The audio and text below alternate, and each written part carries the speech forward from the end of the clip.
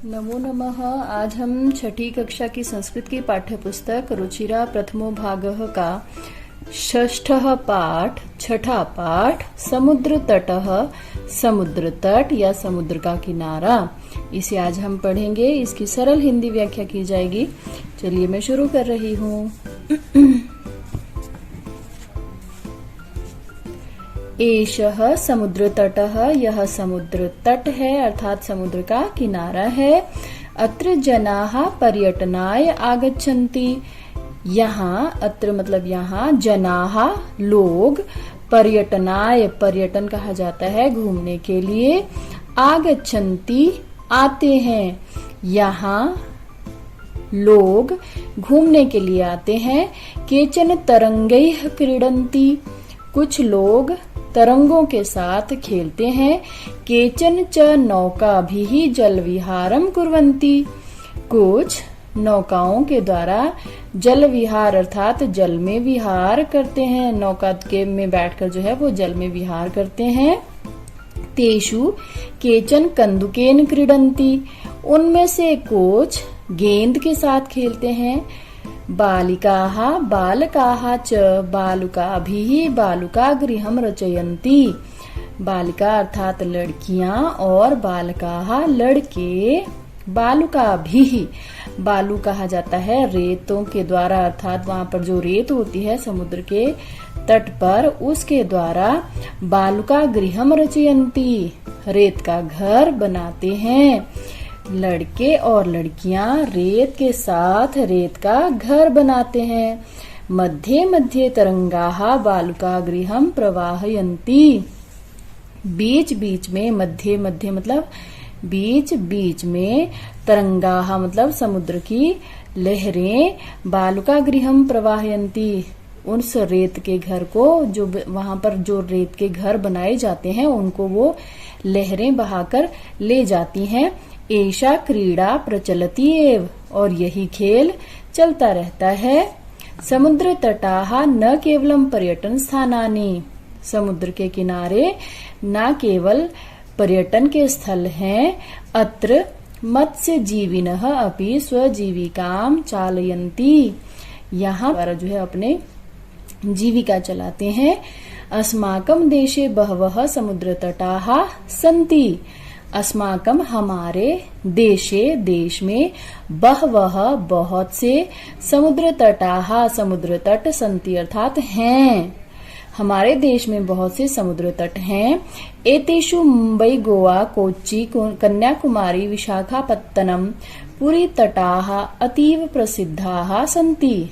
एतेषु अर्थात इन सब में मुंबई गोवा कोच्चि कन्याकुमारी विशाखापट्टनम और पुरी के तट बहुत अधिक प्रसिद्ध हैं। अतीव मतलब बहुत ज्यादा, प्रसिद्धाः अर्थात प्रसिद्ध हैं। गोवा तटः विदेशी पर्यटकेभ्यः समधिकं रोचते, जो गोवा का तट है वह विदेशी पर्यटकों को बहुत ज्यादा लुभाता है अर्थात अच्छा लगता है। विशाखापत्तनम तटः वैदेशिक व्यापाराय प्रसिद्धः, विशाखापत्तनम का तट वैदेशिक अर्थात विदेश से व्यापार करने के लिए प्रसिद्ध है। कोच्चि तटः नारिकेल फलेभ्यः ज्ञायते, कोच्चि का जो तट है वह नारिकेल कहा जाता है नारियल को, तो कोच्चि का तट नारियल के फलों के लिए जाना जाता है। मुंबई नगरस्य जुहू तटे सर्वे जनाः स्वैरं विहरन्ति, और मुंबई नगर के, नगर कहा जाता है शहर को, तो मुंबई शहर के जुहू तट पर सभी लोग अपनी इच्छा से घूमते रहते हैं।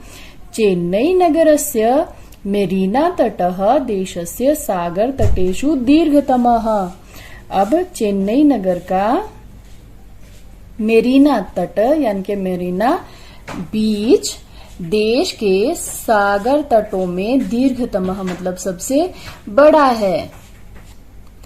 भारतस्य तिसृषु दिशासु समुद्र तटाः सन्ति, भारत की तिसृषु होता है तीन, दिशाओं में समुद्र के तट हैं।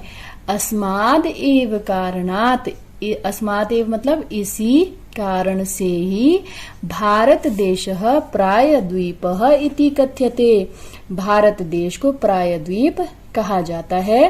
पूर्व दिशायाम बंगोपसागरः, पूर्व दिशा में बंगाल सागर है। दक्षिण दिशायाम, दक्षिण दिशा में हिंद महासागरः, हिंद महासागर है। पश्चिम दिशायाम च अरब सागरः अस्ति, च का अर्थ होता है और, पश्चिम दिशायाम, पश्चिम दिशा में अरब सागरः अस्ति, अरब सागर अस्ति अर्थात है। एतेषां त्रयाणाम अपि सागराणां संगमः कन्याकुमारी तटे भवति, एतेषां अर्थात इन्हीं त्रयाणाम अपि तीनों का ही, सागराणाम अर्थात सागरों का, संगम कन्याकुमारी तटे भवति, कन्याकुमारी के तट पर होता है। अर्थात इन तीनों का संगम, इन तीनों सागरों का संगम कन्याकुमारी तट पर होता है। अर्थात कन्याकुमारी तट पर ये तीनों सागर आपस में एक दूसरे से मिलते हैं। अत्र पूर्णिमायाम चंद्रोदयः सूर्यास्तम च युगपदेव द्रष्टुम शक्यते, यहाँ पूर्णिमायाम अर्थात पूर्णिमा की तिथि को, जब पूर्णिमा होती है तब चंद्रोदयः चंद्र का उदय होना और सूर्यास्तम सूर्य का अस्त होना, ठीक है, च का अर्थ और होता है। तो यहाँ पर पूर्णिमा तिथि को चंद्र का उदय होना और सूर्य का अस्त होना, युगपद एव, युगपद होता है एक साथ, एक साथ, एव मतलब ही, एक साथ ही, द्रष्टुम शक्यते देखा जा सकता है। यहाँ पूर्णिमा तिथि को चंद्रमा का उदय और सूर्यास्त एक साथ देखा जा सकता है।